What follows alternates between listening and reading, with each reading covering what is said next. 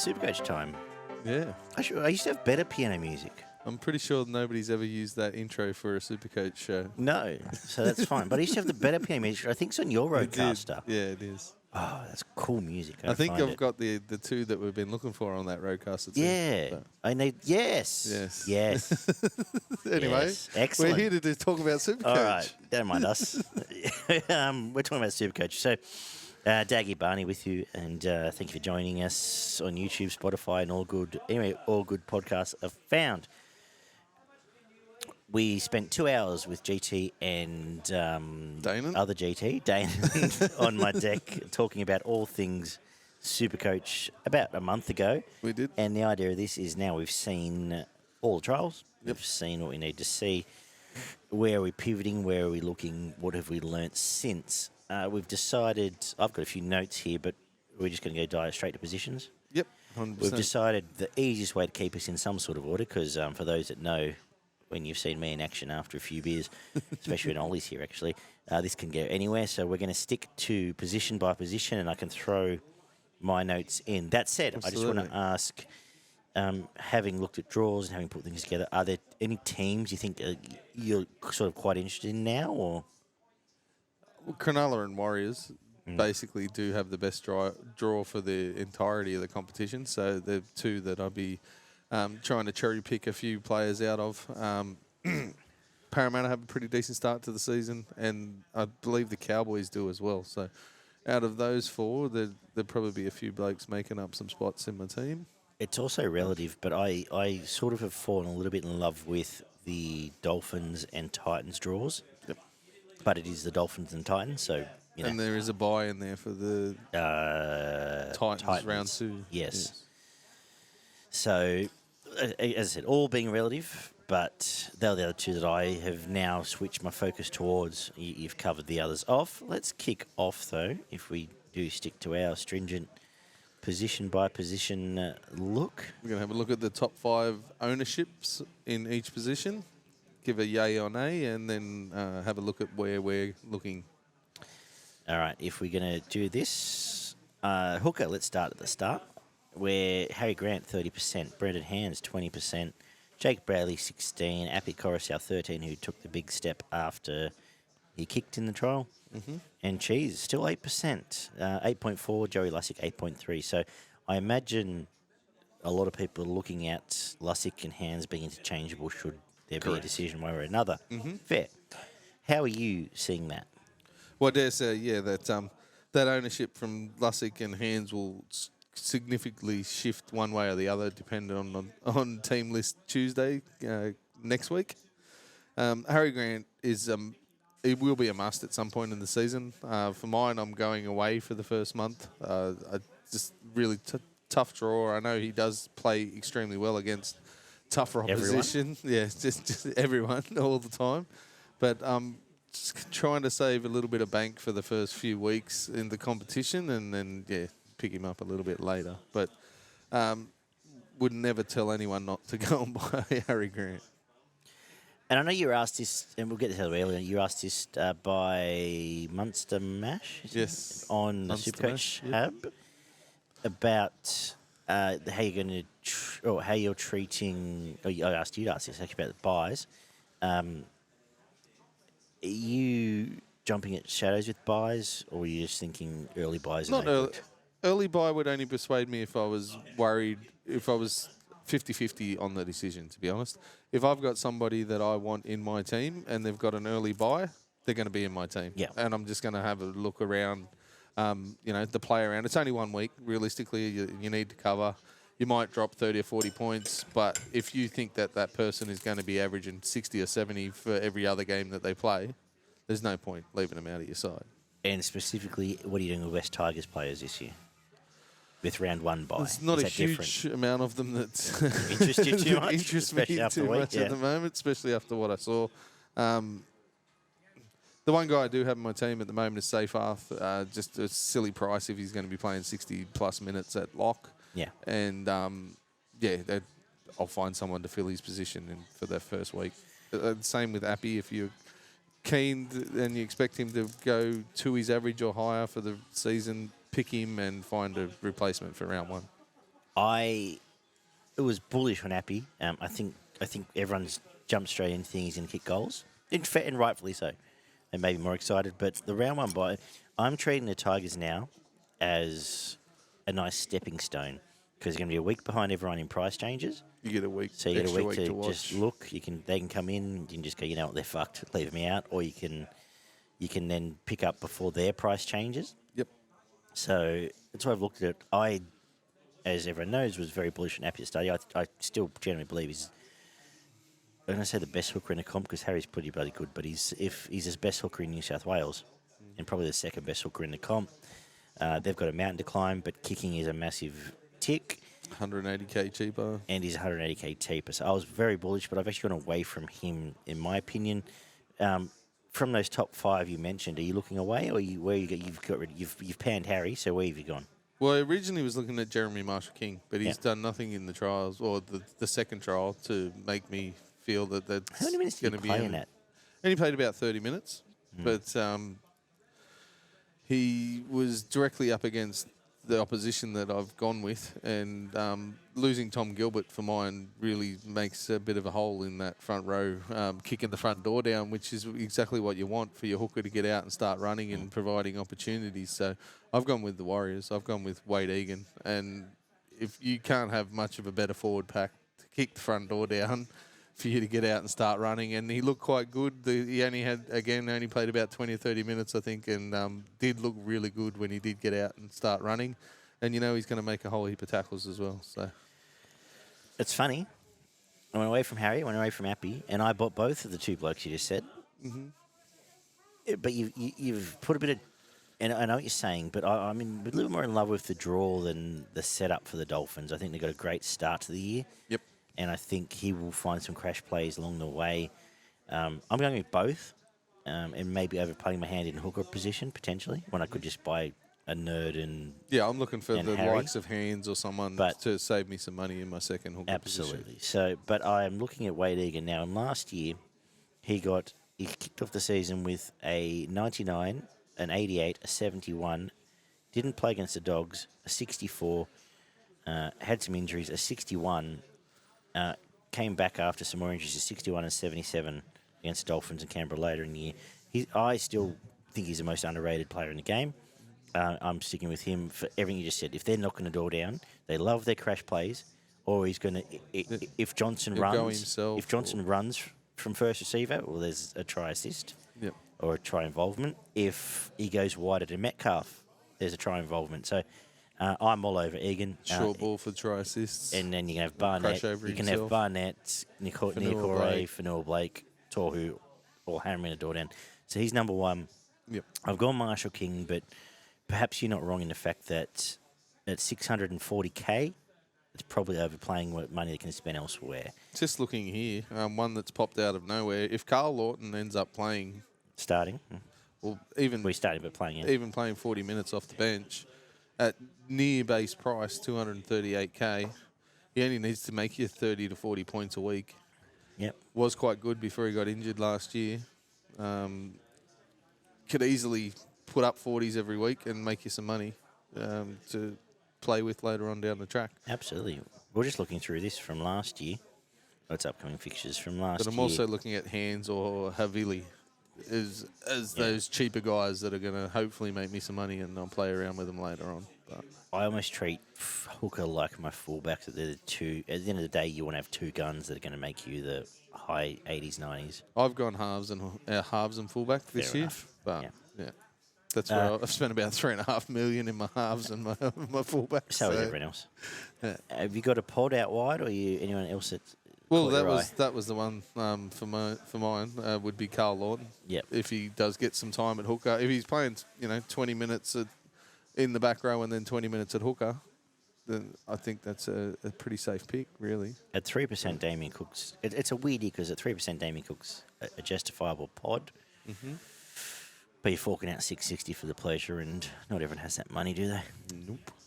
I really wanted to like Reed this year, as I talked about in our review show. I just haven't seen enough. Copping a couple of penalties. Yeah. I think he was top. He was up on the top of the list for missed tackles, and yeah, Yeah, and all that being said, if you want Harry, cool, go for your life.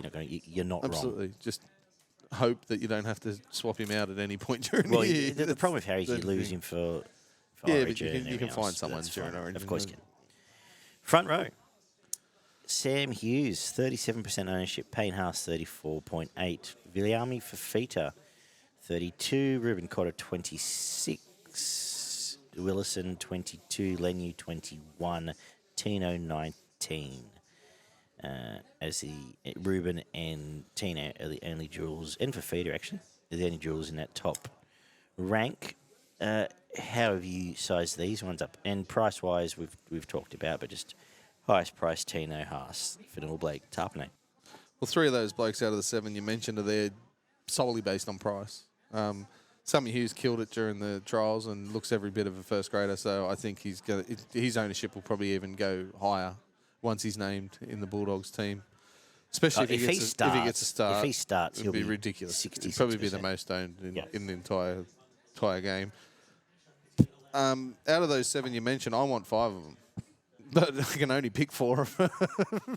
Yeah. And I can probably only afford 3 of them. So I've gone with Viliami Fafita looked fantastic in the trials. He's burnt heaps of SuperCoaches over the last 12 months, being promised as the next big thing and not getting game time or getting game time and scoring 2 or 3 points. I think he did on one occasion, but from everything I've seen from him, I think he gets a spot in that rotation, and at bottom dollar, all you need is 20 points. So Yeah. it's a spot. It's a spot holder in that forward position. Has the second row option as well, where you can switch players when you've got buys and injuries and whatever in between positions. Cotter, I couldn't tell you not to pick him. You know he's going to get through a mountain of work.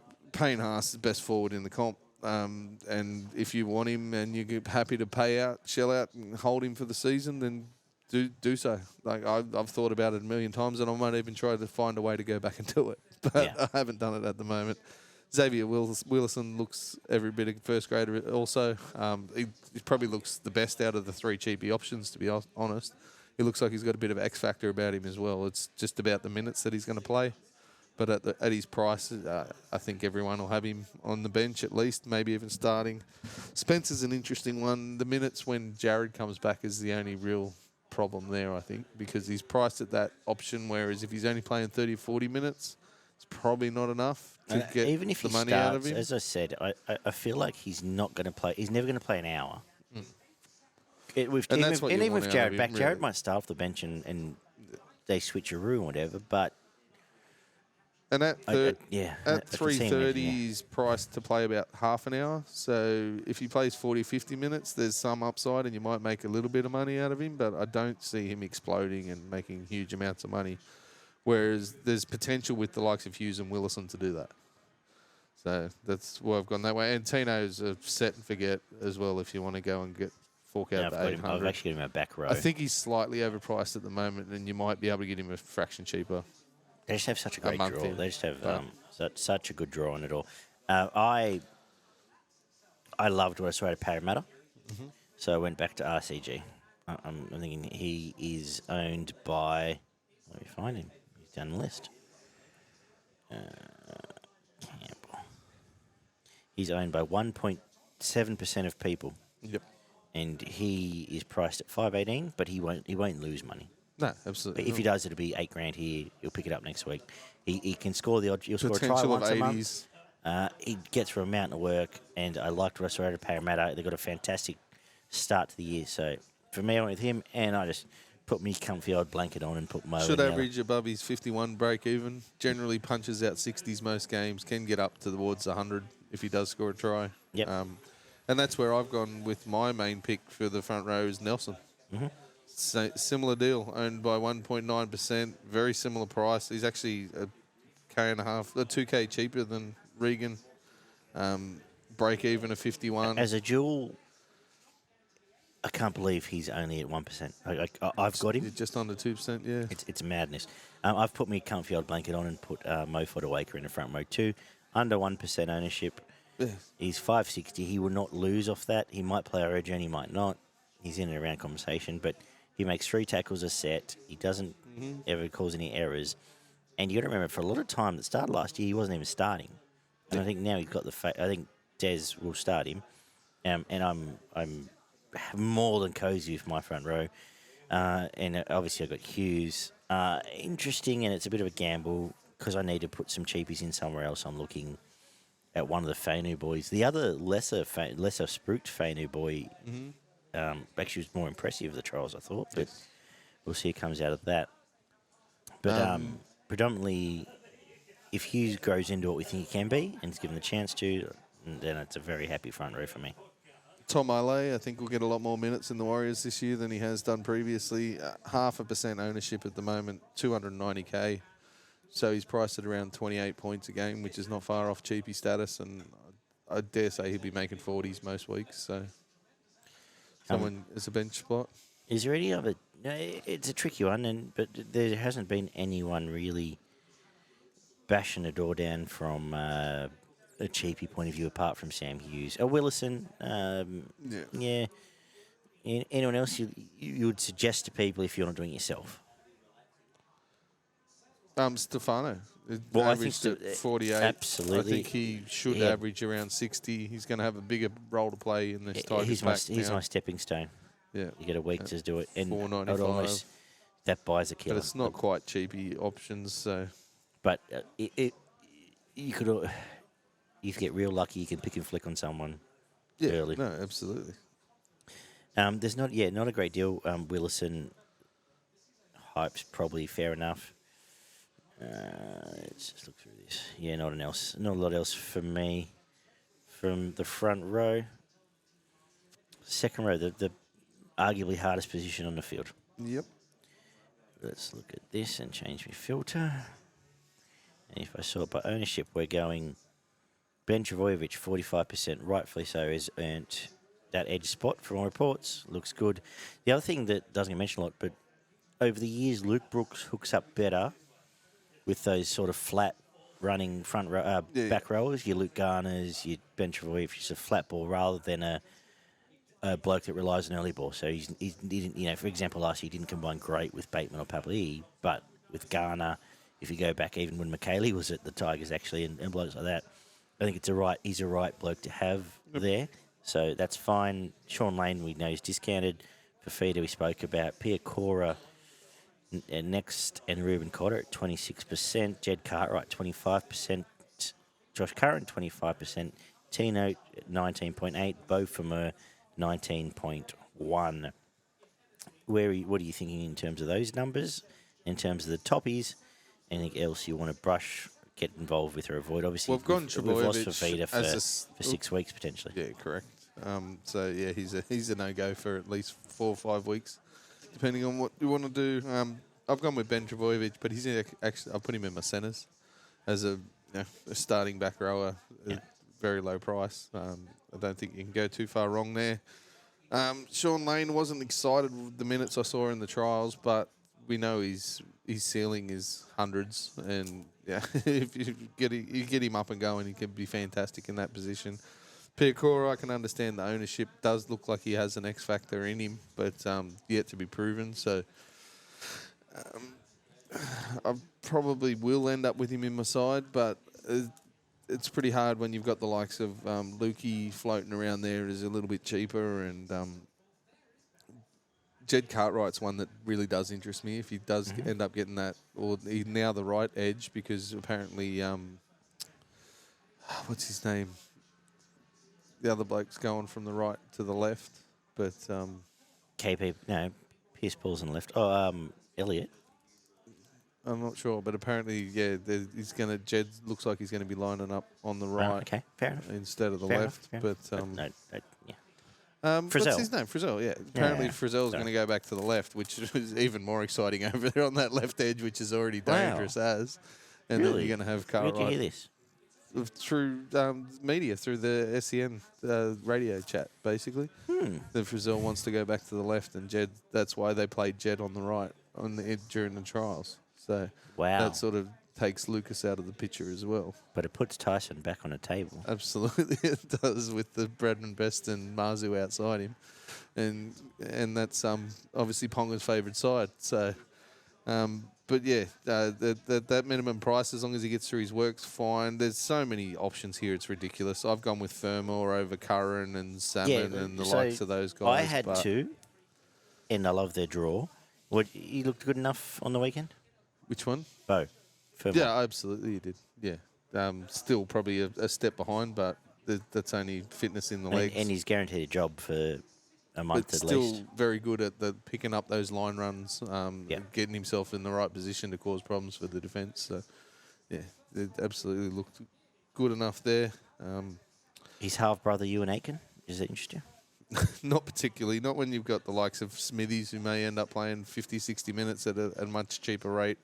Pat Carrigan, who we haven't even spoke about, who could be, on his day, is absolutely destructive. Stand like dog's balls at the same price. Him and Tohu. Carrigan's 11%, Tohu's 2%, both at 680. Obviously, you're relying on Tohu's, as we said, legs staying attached, but at 2%, I've thought long and hard about him. I had him in for ages, but just in the interest of price, I couldn't stick with it. But as a pod, if you want to go that way, he would not let you down. I don't even think I'm starting the year with a standout second row, to be honest. Well, I'm looking like just mid-ranges and doing a pod that. or two. I love doing that, and that's where I thought I was heading. But I couldn't. Yep. So I feel like halves and others are more important.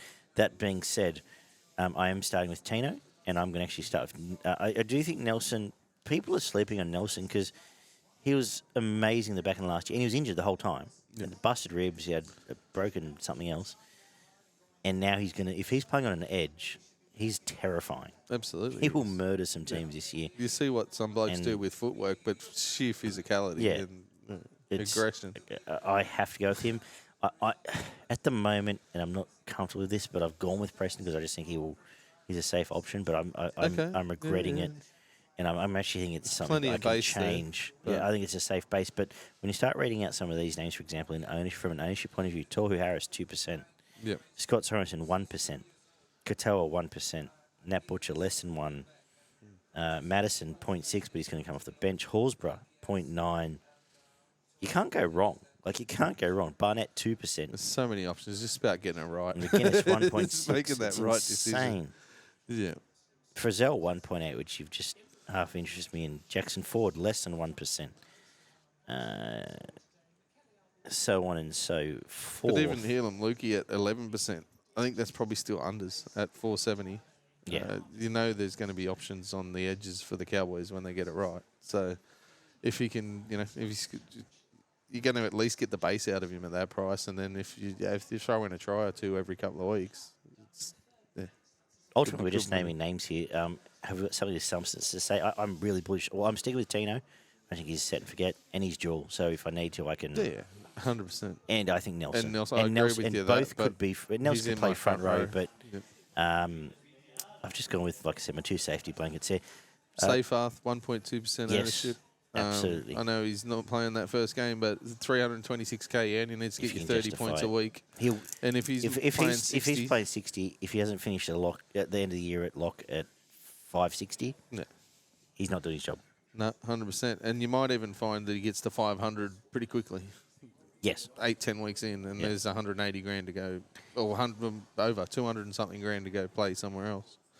And I've gone back to Satilli, Tupanua, 398, year off, ACL, try scorer. I think he's even I was saying the other night, his last 25 games he scored 19 tries or something. Yes. The problem is that's where his points come from. His base is never fantastic. But a year on, a year older, we'll see. And as a pod, I'm very interested just to find someone else I can trust at that mid-ish level that'll score points. At the moment, I don't think you're going to struggle for him, to be honest. So let's move on. Kai Pearce-Paul's the other one. I wish I'd seen something. But, there it is. Yeah, no. But we'll move on. Yep. Excitement never ends at the gums, but we're going to get into the halves. And there'll be no shocks in this. You would have thought before I press record I would hit the button, but there we go. Yes. Percentage-wise, 43% Nathan Cleary, 33% Nico, 14% Hutchinson, 13% Brooks, 12% Caesar, 10% Moses, 10% Trindle. It has to be the haves or haves nots, doesn't it? I've just gone straight up the Nico? halves, both of them. You just go both? I'm taking both. And I'm taking them for the whole season, hopefully, and not having to change anybody. I can understand, like, the likes of Hutchinson, you save yourself 600 grand and you got 600 grand to play somewhere else. It's just fattening up different parts of your team. I think these blokes both still go close to averaging 90 points every week. And if you've got both of them in your side, I don't think you can go far wrong. Gives you 2 captaincy options both weeks, depending on who's playing who. And then, you can go from there. But, there's obviously interest in other players if you want to play the one have and the one have not. But I've gone doubled down straight out the gates. The Sharks draws is just incredible. The Warriors first up, obviously. Tough start. Then you got Dogs, Tigers, Canberra, South, Cowboys, Canberra, St. George, who they could put 40 on all of them. And last night when I was sitting there restructuring everything after I hit clear all. Deleted. I thought Nico had to just be had in the interest of crowbarring others in. Right now I don't have it, but I'm fairly confident it's the way I'm going to end up.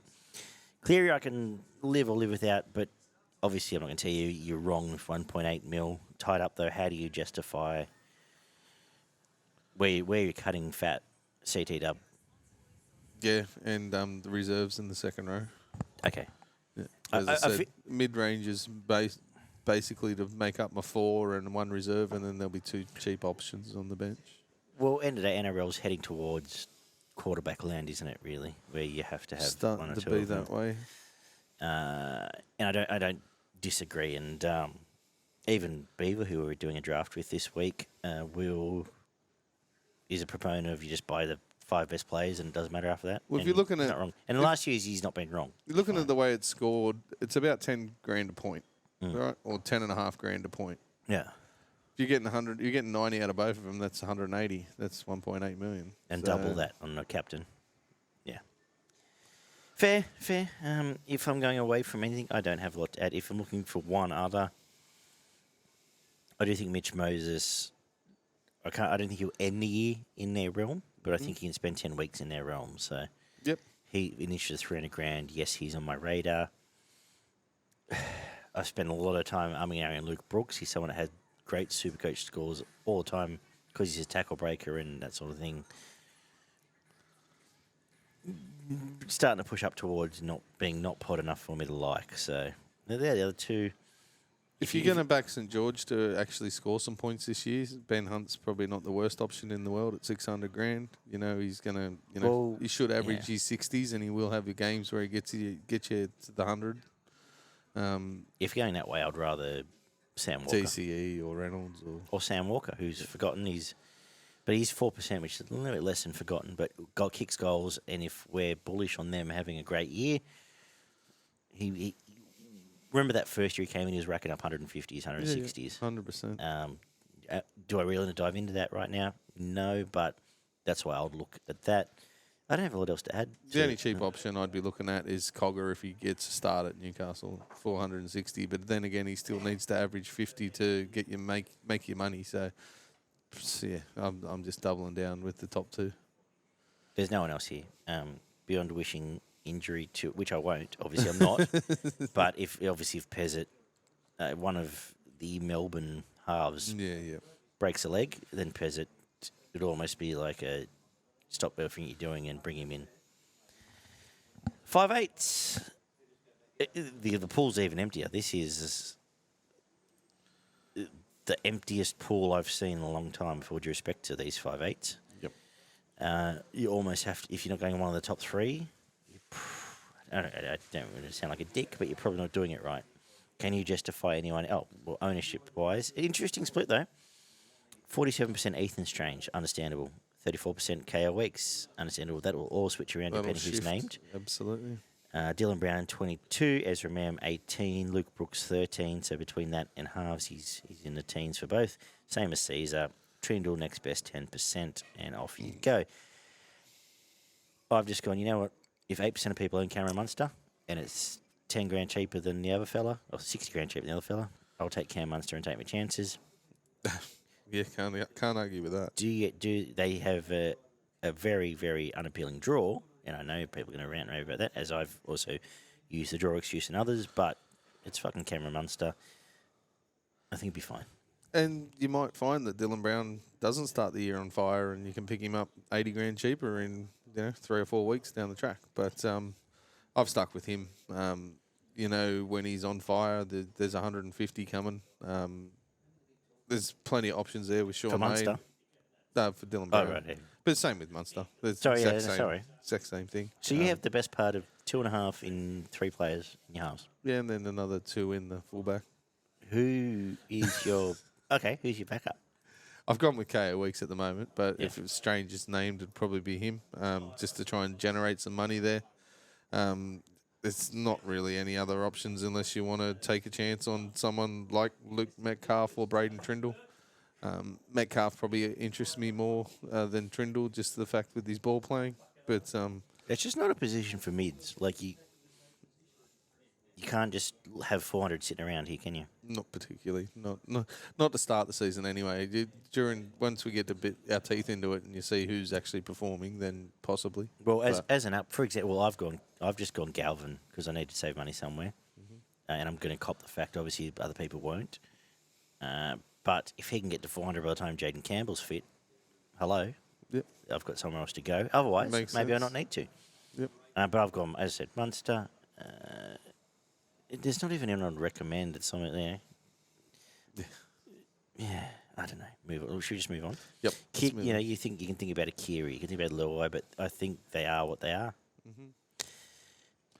Next up, we get to the CT dub, which is very, very, well, again, open.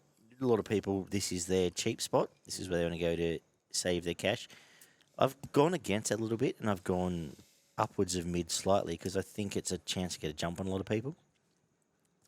In terms of ownership, though, 47% Ethan Strange, 46% Ben Travojevic.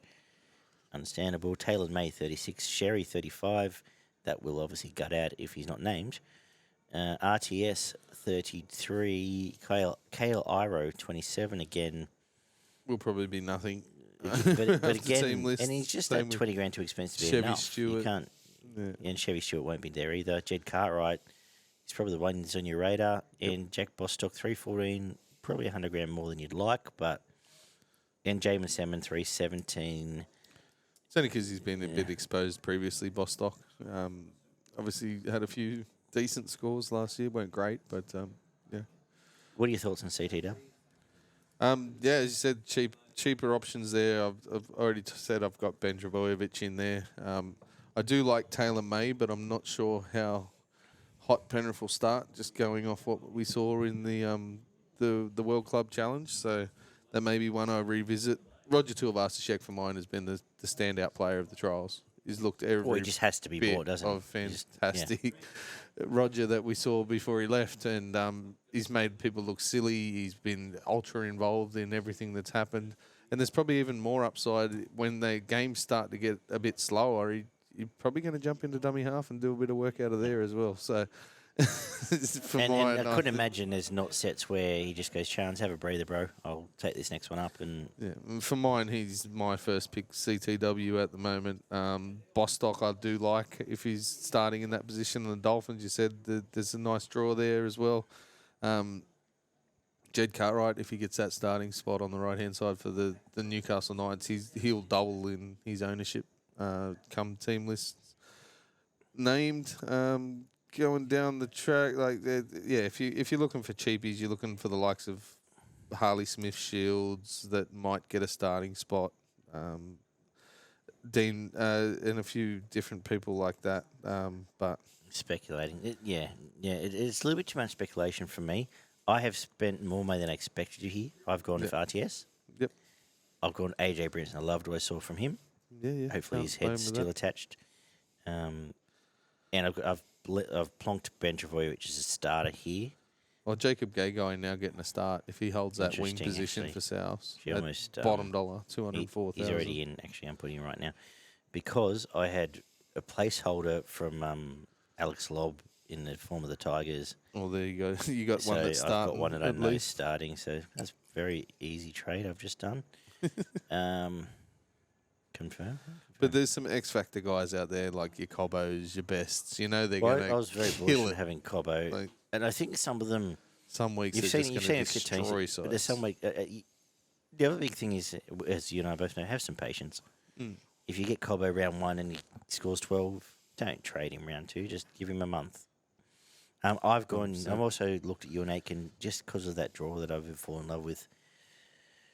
I may even push him in the back row. Not sure because him and his brother Bo, I still keep thinking of the same people, but I might swap and change. Yeah, But there's a lot of guys that their ownership will change dramatically come team lists. If you get guys, because it's the fullback spot where everyone goes.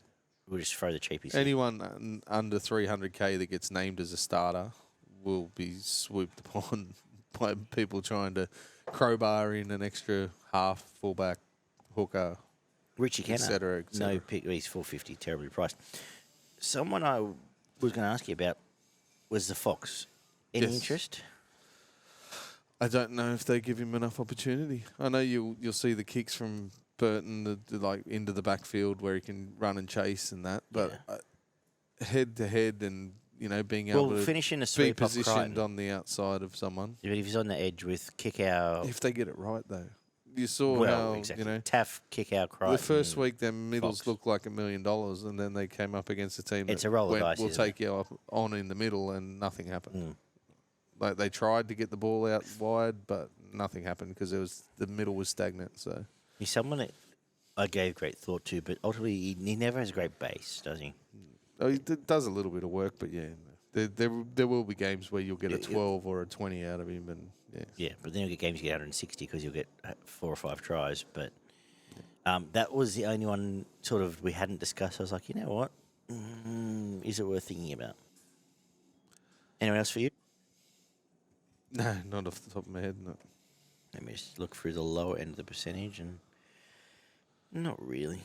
You know what you get? Like I said, if you're willing to back one, it's a good pod in a lot of ways to go and find someone, a couple you can trust, and maybe flip the comp on people if you want to approach coming that way, and just go with Val and Izako straight off the bat. And 100%. Goal kicking aim wingers, for your centre hundreds, wings, and lots of people won't be getting those points. Yeah.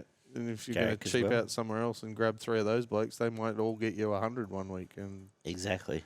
The two, for the record, you mentioned 2 Warriors, 3/4. Montoya 1.4%. Berry, I can't even find. AJ Brimson still 1%. That's preposterous. that is silly. It's just the price, I think, that scares I get, people a yeah. little bit. Well, that's right. But Because he's going that is to need to give you preposterous. 60 every week, or an average of 60. And Rocco is 1 point. So more people own Rocco Berry at 388 than own AJ Brimson, who's a bona fide State of Origin star. Anyway, that's Absolutely fine. Not on my problem. price. What else we got here? Let me wipe that out. Yeah, no one else. And there's no one else on a promise thing else we can really talk about just yet. No. For the teams being named. Fullbacks, not much we can discuss here because it's generally picky poison. In terms of the filter, though, as I load this, so it's not dead air, who are you looking at for your fullbacks before I read them out? My pick and stick is going to be, why do I keep forgetting his fucking name? Reece Walsh. At 813, I know he's a tricky little to bit pronounce names. He's a little bit pricey, but I think he averages well over 80 by the end of the season. The Broncos get going and are dominant against the majority of the competition, which they can be. I know you can sit there and watch him for 65 minutes and he's on 15 and you're screaming at your telly, but then by the end of the 80 minutes, he's on 160 because he's just done some stupidly good stuff. And we mentioned all last season, there's still yet to be a game where everything he's tried's landed. And when he does, it's going to, there could be a 2 or 3 week run where he's averaging 150 plus. So. Kale Weeks, 34%. Kale Iro, 37%. Chevy Stewart, 25%, who looks like he won't make the team. For the record, Canberra, Ricky Stewart said Rapana's the fullback. Yeah, apparently. Rapana the fullback, and Chris will be in the centres. Ryan Papanas in 22, Hammer 17, Tom 15, Savage 15, Walsh 14, Faye Longo 13. Again, another one that won't be in and around the squad, I would suggest. The top end is very much pick your poison. Another one, Jacob Gagai, we mentioned in the We said him, centres. yeah, He's a 100%. jewel there as a fullback as well. So I if you're just trying to can't save imagine, some money, to me, it's not. To me, halves and fullback aren't the place to go cheap. no, fullbacks, yeah, big Definitely money. not. You spend your money fullback and work forward. I have gone with Teddy, 3% ownership. I'm going to trust the old boy to get one more year out of him, and as a nice enough port, I'm going to go that way. And I've gone Pappy. So what I need to see. What did he get a knock in the trial? He didn't do a great deal. That I can remember. I think he just had his little run and got off. But both of them will be more than 645 and 700 if they do their job properly to start the year. Might be the year for Dylan Edwards. It might be the year he generally takes over Teddy at 4%, but it's ums and ahs. 1.8% Gutho still looks very low early year, but 800k is a lot to spend. And the top price is a Drinkwater 851, too expensive right now. Tommy 833 at 15%, and Reece Walsh 40% 813. So of those four, I would be potting up with Gutho, but it was it is. Dolphins, Newcastle, St George, not the best defensive outside backs as Drinkwater to start the season, That's fair. but is a You're paying very big price. top dollar. You're paying premium, but as I said, I'm more than happy to pay premium for my fullbacks. So. Is that what you've gone with? I'm looking at Walsh and Drinkwater to start the Wow. season, but I might leave Walsh out just for the first month and stick with someone a little bit cheaper, and then try to go with Walsh or Drinkwater, one of the other. Pick them up a month into the comp, but they're the two for mine that I want to have for the first half of the season. Yeah, okay. Fair enough. Maybe I've gone a little bit too mid across the rest of the field. How have you saved your money then? Where you cut your fat? Oh, basically every bench position that's there. I don't think I've got a bench player over about $350,000. So, whereas a lot of guys will be, doubling down in the back row and all that kind of stuff. I've gone pretty light on pretty much all my reserves, which could come as a downfall, obviously, especially when you're getting into depth and stuff like that. But I think I'm hoping to be right for the first 5 to 6 weeks, and that's when I'll start bumping up some of those guys on the bench and play around with what's going on with my 17. So. No, fair enough. Any final takeaways from what we've discussed? Trust your gut.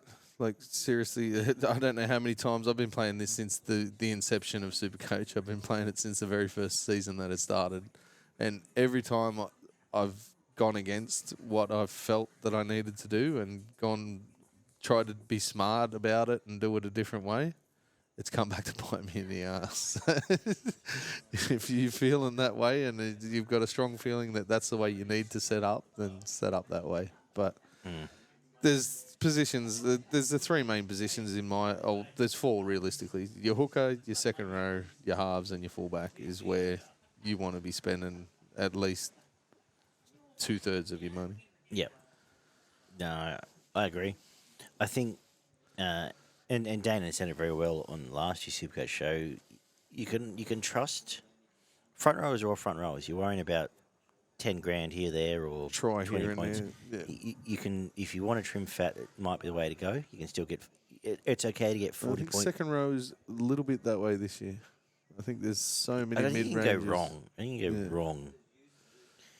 And even thinking out loud, I might flick Preston for the sake of 200 grand just to put that somewhere more appropriate. But just is there anyone at lower mid that you just go, you know what, this is coming? But if we're stamping we're going to stamp. I think we're stamping Nico Cleary. Go get him. Get yourself a strong hooker. Spend your money on fullbacks. Is there a mid player that you're like, I'm a bit excited? You're a bit excited about? Well, there's two, Piakora and Lukey for mine. Okay. I think those two could go gangbusters to start the season. They've got every attribute that's needed in those positions. As long as they keep fit and get the time that I'm expecting, which is 60 minutes plus for both of them, then I can see scores of averaging 70 and 80 where they're priced at 45. So I think Tupanua gets back up to 550 Yeah. if he's given every possible chance. The only thing I was going to say, obviously save your trades. Hello. If you know, you know. But also, if you bring someone in, don't freak out after a week. no, absolutely not. You trust your gut if you're going to Even do two it. bad scores.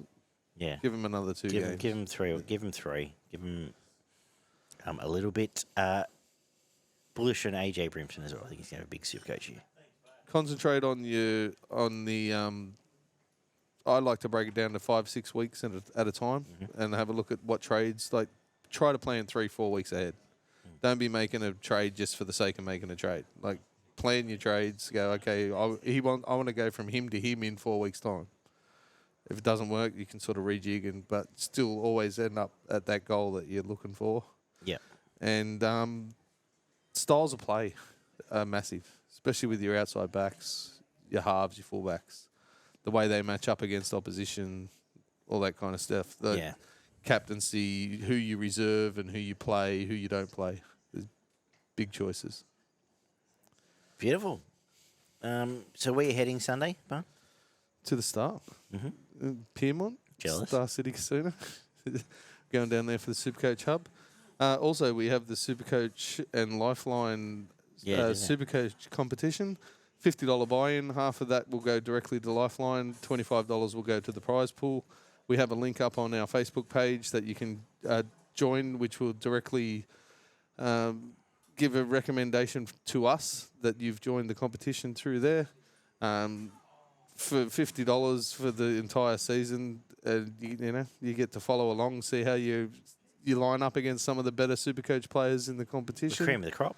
Absolutely, and we all love it. It's heaps of fun, and for $50, 25 of that going directly to Lifeline. It's pretty good competition, I would imagine. So I'll be jumping on in the next couple of days. And Absolutely. I'll put the link in get involved. Podcast description. I'll put the link in the YouTube description, and I'll reshare again tomorrow on the socials, as we say. Yep. And that should wrap us up.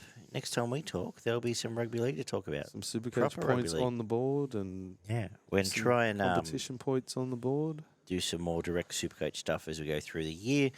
Don't forget to sign up for PCTC tipping comps and take us on. $50 buy-in gets you chance to win the best part of $3,000 on taking us on, as well as the other 100 or so people that are always involved, at least. Plenty more to come. So looking forward to all of that. And we'll do it again this week, Barn. Next Tuesday, we're going to preview a full round, -2. We'll throw in a couple of bets out there for you guys. Yes, we've anyone got that wants to get some involved. bets to come as well. So that's all fun and games. Be good, guys. Bring on the footy, eh? Absolutely.